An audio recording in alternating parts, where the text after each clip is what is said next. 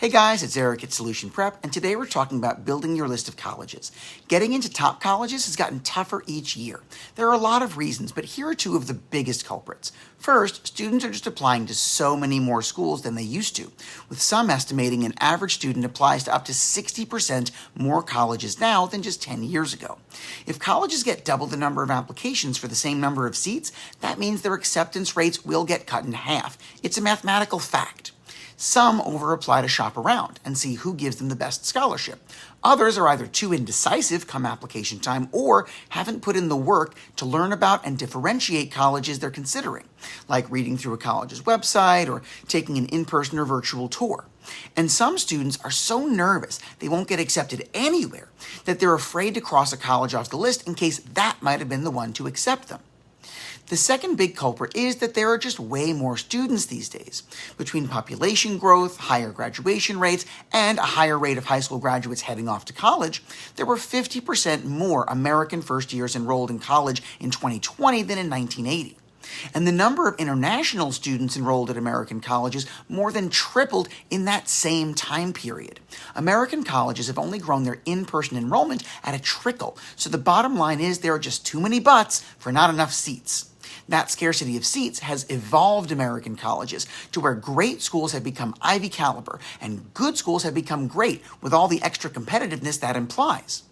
Out of America's 3,000 to 4,000 colleges, most admissions experts will tell you only 3% of students are enrolled in the 200 some odd colleges with acceptance rates below 50%. But for some reason, competitive students and parents get it in their head that those are the only good colleges in America where students can get a great education that will lead to a successful, happy, and prosperous life. Guys, it's just not true.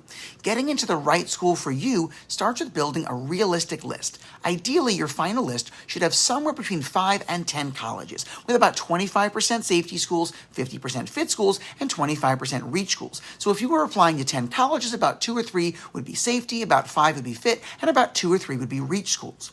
You can find out from most colleges the average SAT and ACT score range and high school GPA for their most recently accepted class. If your scores and grades are above that, that's a safety school. If your grades and scores are comfortably in that range, you'd be a competitive applicant making this a fit school. And if your grades and scores are near the bottom of those averages, that would make this a reach school for you. And all of these should be colleges you'd be happy going to. There's no reason to apply to a safety school just because your parents are forcing you, but you'd never in a million years enroll there, like if you would choose your county college over that four-year school. A good safety school is one that might compete for you, offer you scholarships or honors college opportunities that would elevate your experience there and give you good reasons to select it. Then there are what I would call lottery ticket schools. I'm talking about the 8 Ivy League and few dozen other Ivy caliber schools with acceptance rates at or around 15% or below, dozens of which are even 10% or 5% and below. These are schools where even if you're highly qualified, so is everyone else applying, and getting in can still be like finding a winning lottery ticket. If you visited one or more of these schools, have fallen in love, and can articulate 3 good reasons why this college is better, specifically for you, than your other safety, fit, and reach colleges, then sure, you've got to be in it to win it, and you should absolutely reach for your dreams. Put a couple on the list.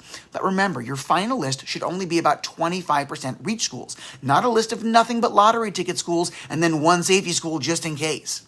Elite colleges estimate that over 70% of students who apply are eligible based on grades and scores, and the majority of those applicants still get turned down. Are you in the top 10 or 15% of students who think they belong there too?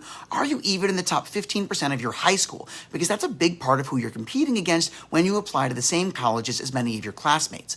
No college wants to accept the entire graduating class of a single high school, so they often read each high school's applicants together and pick the best from each one.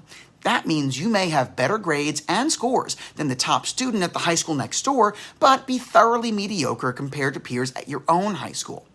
Back in 1998, 30% of high school graduates had an A average, but 20 years later, in 2018, that number had increased by nearly half to 55%, and everyone with an A average, some in college prep classes, some in honors, and some dabbling in or loading up on AP or IB classes, think they're a top student who belongs at a top college, but academic rigor and class rank count.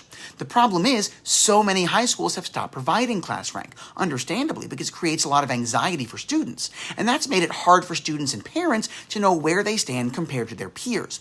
The good news is, if you live in New Jersey, which most of my students do, and you're in the top 15% of your junior or senior class, you're eligible for the STARS program, which is a full scholarship for up to 5 full-time semesters at your county college. So even if your guidance department won't give you your exact class rank, you should definitely be able to ask your counselor if you qualify for the NJ STARS program. Then at least you'll know if you're in the top 15%.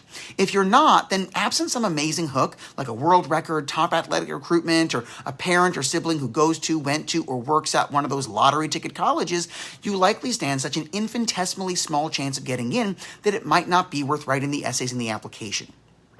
And even if you are, it's still a lottery ticket.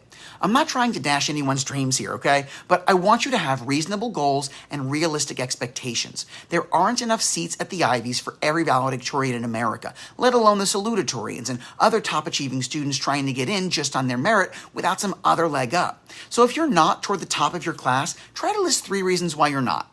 Then 3 reasons you think you should get in instead of someone who is. How about 3 reasons you'll still thrive in classes and with professors expecting that caliber of student? Or 3 reasons you couldn't get a great education at a college with a higher acceptance rate. You're getting tough love Eric today, folks. Stop valuing colleges by how low their acceptance rate is. Rejecting people doesn't make them good. And getting accepted by a college that rejects so many applicants won't make you better. And I'm going to let you in on a little secret. Colleges know that ranking lists and the people who subscribe to them hold low acceptance rates in high regard, and they know how to juice those numbers to look better under that light. And hey, if having that prestige on your resume really means so much to you, I'll let you in on a few more secrets. Transfer acceptance rates are higher than first-year acceptance rates. So starting at one school and then transferring into that elite university can still get you the same degree. That's how both of America's last 2 presidents got Ivy League undergraduate degrees.